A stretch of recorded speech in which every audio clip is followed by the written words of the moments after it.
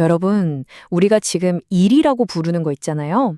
만약 이게 17세기에는 단순한 노동이 아니라 의무고, 심지어 양심의 문제였다면 어떨 것 같으세요? 오늘은 바로 그 시대로 한번 가보려고 하는데요.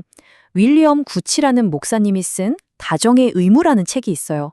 그 중에서도 딱 9장, 하인의 역할에 대한 부분을 통해서 당시 사람들의 정말 놀랍고도 체계적인 세계관을 한번 들여다보겠습니다. 이 책이 사실 내용이 굉장히 방대한데 저희는 오늘 딱 한 군데만 집중할 겁니다. 바로 9장 하인의 의무입니다. 윌리엄 쿠치가 뭐라고 말했는지 그 문장을 직접 따라가 보면서 대체 당시 하인들에게는 어떤 구체적인 의무들이 있었는지 하나하나 파헤쳐 보죠. 자, 오늘 우리가 살펴볼 내용의 순서인데요. 먼저 이 모든 의무가 시작되는 근원, 셈이라고 불리는 게 뭔지 알아볼 거고요.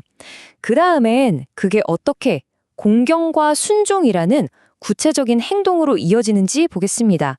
그리고 그냥 하는 게 아니라 어떤 방식으로 섬겨야 하는지, 또 그 의무의 한계는 없었는지, 마지막으로 이 모든 의무의 최종 목적지가 어디인지까지 차근차근 따라가 보겠습니다. 자, 그럼 바로 첫 번째 주제부터 시작해 볼까요?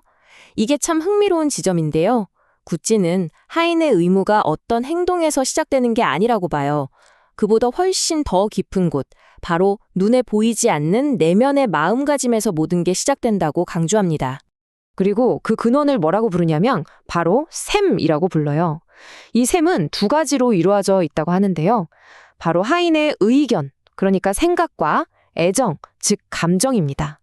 생각하고 느끼는 것, 이게 모든 것의 출발점이라는 거죠. 구찌의 말을 그대로 빌리자면 그 셈은 부분적으로 하인의 의견에, 그리고 부분적으로는 하인의 애정에 있다고 합니다. 그러니까 모든 게 바로 여기서 시작된다는 거예요. 겉으로 드러나는 행동을 제대로 하기 전에 먼저 자기 위치나 주인에 대해서 올바르게 생각하고 올바르게 느껴야 한다는 겁니다. 자, 그럼 그 내면의 셈에서 구체적으로 어떤 의무들이 흘러나오는 걸까요? 구찌는 크게 두 가지를 이야기하는데요. 그중 첫 번째가 바로 공경입니다. 특히 말에 있어서의 공경을 굉장히 구체적으로 설명하는데요. 한 5가지 정도 지침을 줍니다. 예를 들면 꼭 필요할 때만 말해라. 짧고 요점만 말해라. 겸손하게 그리고 진실되게 말해라. 심지어 주인이 안 보는 데서도 좋게 말해라. 이런 식이죠. 항상 겸손, 진실, 존중 이 3가지를 강조한 거예요. 이게 재밌는 부분인데 그럼 공손한 말의 반대는 뭘까요? 그냥 무례한 말이 아니에요. 꾸치가 정말 나쁘게 본 건 바로 뚱한 침묵입니다. 일부러 대답 안 하고 퉁명스럽게 단답형으로만 말하는 거예요. 이걸 아주 뿌리 깊은 죄라고 봤습니다.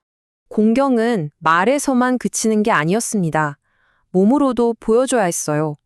어떤 자세로 서 있는지, 어떤 행동을 하는지, 심지어 어떤 옷을 입고 있는지까지 전부 공경의 표현이 되어야 했습니다.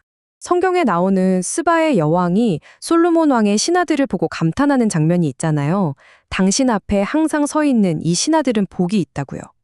이게 바로 그 예시예요. 하인이 딱 대기하고 서 있는 그 자세 자체가 그 집안이 얼마나 잘 다스려지고 축복받았는지를 보여주는 증거라고 생각했던 거죠. 자, 공경을 살펴봤으니 이제 두 번째 큰 흐름으로 가보겠습니다. 구찌가 생각한 하인 역할의 정말 가장 핵심적인 기능, 그게 뭘까요? 그건 바로 순종입니다. 그냥 순종도 아니고 거의 절대적인 순종에 가깝습니다. 구찌의 입장은 아주 단호해요. 집안에 여러 아랫사람들이 있겠지만 그중에서도 하인의 가장 주되고 독특한 기능은 오로지 순종하는 것이라고 못 박습니다.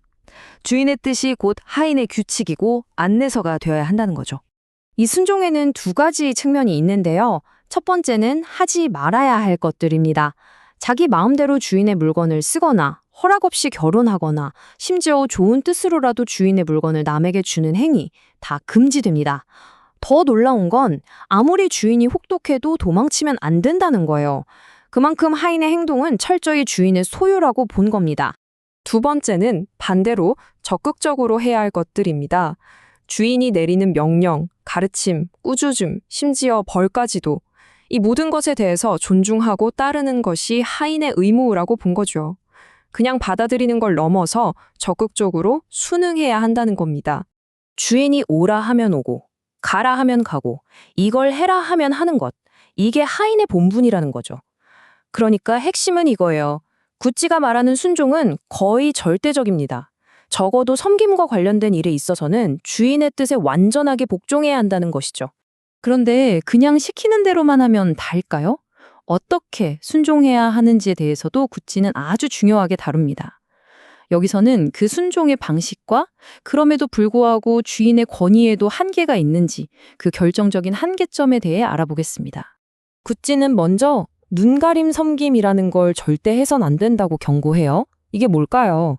말 그대로 주인이 보고 있을 때만 열심히 하는 척하고 등 뒤에서는 게으름 피우고 불성실하게 구는 죄를 말합니다.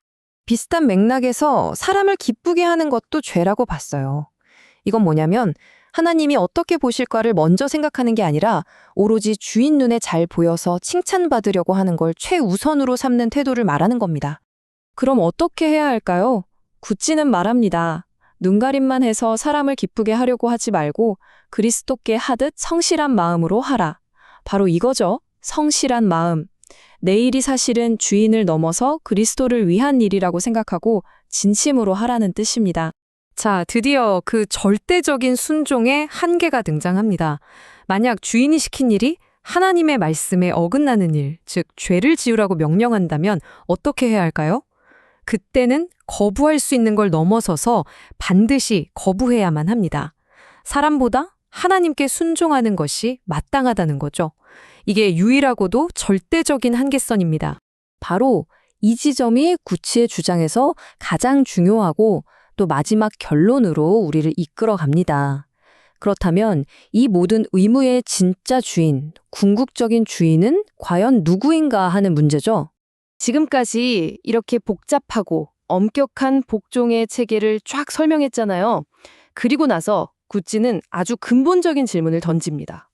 이 모든 의무들은 궁극적으로 누구를 향하는 것인가?